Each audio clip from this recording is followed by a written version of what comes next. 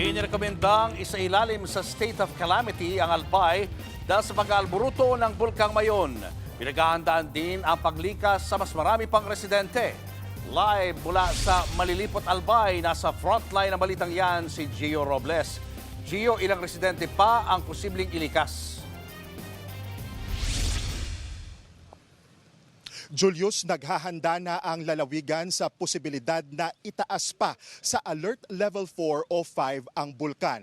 Mula yan sa kasalukuyang Level 3 status nito. Kapag nangyari yan, mas marami ang ililikas na nakatira sa 7 to 8 Extended Danger Zone. Katumbas yan ng 79,000 na mga residente. Dito sa bayan ng Malilipot, nagtayo na ng tent city na makikita nyo sa likuran ko. Sakaling ang matagalan ang mga residente na makauwi sa kanilang mga tirahan dahil sa mandatory evacuation. Mula sa malayo, tanaw ang sinag ng nagbabagang lava sa bunganga ng Bulkang Mayon kagabi.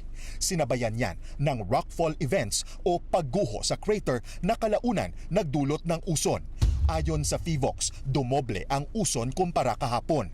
Ang uson na pinaghalong volcanic gas, mainit na abo at mga tunaw na bato mula sa bulkan umabot sa layong 1.5 kilometers hanggang 2 kilometers sa Meisig Gully, Bunga Gully at Basud Gully. Ito yung mga natural na kanal o lagusan na nabuo sa dalisdis ng bulkan. Kinaumagahan, makapal na fog naman ang gumising sa mga residente sa Kamalig Albay. Pero ayon sa alkalde, walang dapat ikabahala dahil hindi naman ito konektado sa bulkan. Kasi usually foggy lang kami early morning. Pero ngayon kahit tanghali foggy pa rin. Kaya siguro sa panahon natin. Sa panahon. So wala naman dapat ipangamba. Wala naman. Ang nagiging problema talaga lang natin, hindi natin makita si Mayon. Yes. Kung ano ang nagiging activity niya, kung clear sana yan, nakikita natin kung saan papunta yung hangin, saan papunta yung volcanic materials. Medyo kampante tayo. Mistulang ghost town na ang 30 barangay mula sa iba't ibang bayan at lungsod na sakop ng 6-kilometer permanent danger zone ng Mayon.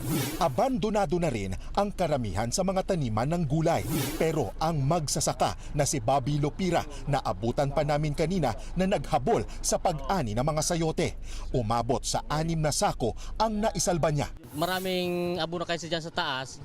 Kasi kinmasira naman yan, sayang naman. Sabi ng pulis dyan, pwede makakuha ng mga gulay dyan, pasaglit man lang.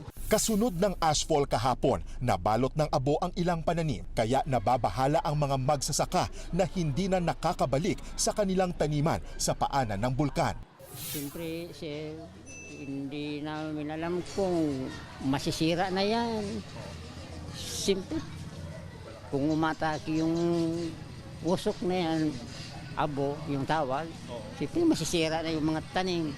Si Emerson, problemado naman sa mga naiwan nilang hayop. Yung mga alaga namin doon, yung mga wala kaming mapaglilipatan. Dahil sa aktibidad ng bulkan, hindi isinasantabi ng Albay Provincial Government na itaas pa sa Alert Level 4 at 5 ang Mayon.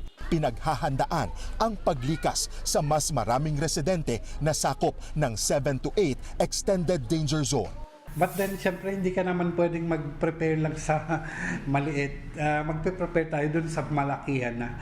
So, pag extended 7 and 8, that is mga 79,000 na mga tao na ililikas. So, malaki-laki. Inirekomenda na ni Governor Noel Rosal na isailalim sa state of calamity ang lalawigan para magamit ang quick response funds. Prioridad din ng LGU na bigyan ng relokasyon ang mga bakwit lalo't bawal tumira sa 6-kilometer PDZ. We will work with the NHA. Ang sabi ko lang sa mga mayors, they have to seek a land. Pag may land sila, tingin ko madali na yan. Kasi nandiyan yan ang occupancy. And this will be a big accomplishment of Albay. Hindi lang yung disaster management, but to be able to attain na magkaroon tayo ng long-term solution. Balik dito sa bayan ng Malilipot kung saan unti-unti nang itinatayo ang tent city malapit sa isang evacuation center. Nasa 30 tent ang target na itayo ng DSWD, katuwang ang mga sundalo at Coast Guard. 2 pamilya ang kasya sa bawat tent. Nakikipag-ugnayan na rin umano ang Malilipot LGU sa National Housing Authority ay sa gayon mailipat na ang mga bakwit sa nakahandang relocation site. Inaayos na lang daw ngayon ang mga papeles para mailipat na nga sa nakahandang lupa at pabahay ang mga bakwit ay nasa gayon nga ay mabawasan ang mga bakwit sa mga evacuation center. Simula kaninang umaga naging maulan ang panahon kaya hindi natin nasilayan ang Bulkang Mayon na balot ng ulap. Julius. Maraming salamat, Gio Robles. Mga kapatid, Julius Babaw po. Para sa komprehensibo at makabuluhang balitaan at talakayan, mag-follow at mag-subscribe na sa social media pages ng News 5.